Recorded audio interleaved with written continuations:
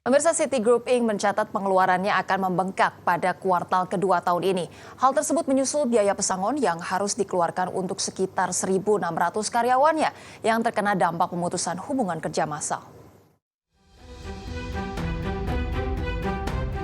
Dampak PHK yang dilakukan Citigroup pada awal tahun ini membuat Citigroup Inc. mencatat pengeluarannya akan membengkak pada kuartal kedua tahun ini.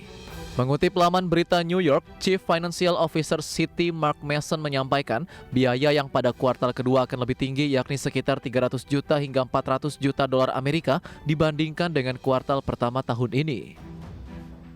Dari biaya pesangon yang dikeluarkan Citi, sebagian besar disebabkan oleh biaya restrukturisasi dan reposisi yang harus dikeluarkan. Sejak awal tahun 2023, Citigroup telah mengeluarkan biaya-biaya yang berkaitan dengan pengurangan 5.000 karyawannya yang terjadi di seluruh perusahaan.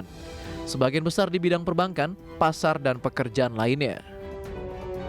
Sekedar informasi, pemutusan hubungan kerja tersebut mencakup orang-orang yang bekerja di unit-unit yang telah didivestasikan oleh Citi, namun hingga kini Citi tidak menyebutkan spesifik jumlahnya. Setidaknya dari total 14 pasar yang akan didivestasikan, dan hal tersebut membuat Citibank telah keluar dari 7 pasar pada tahun ini.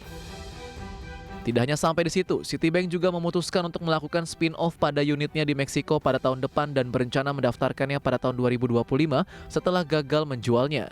Mason juga memperingatkan para investor mengenai penurunan pendapatan di bidang perbankan, investasi, dan perdagangan. Ia mengatakan pendapatan pasar turun 20% sepanjang kuartal ini dari tahun sebelumnya.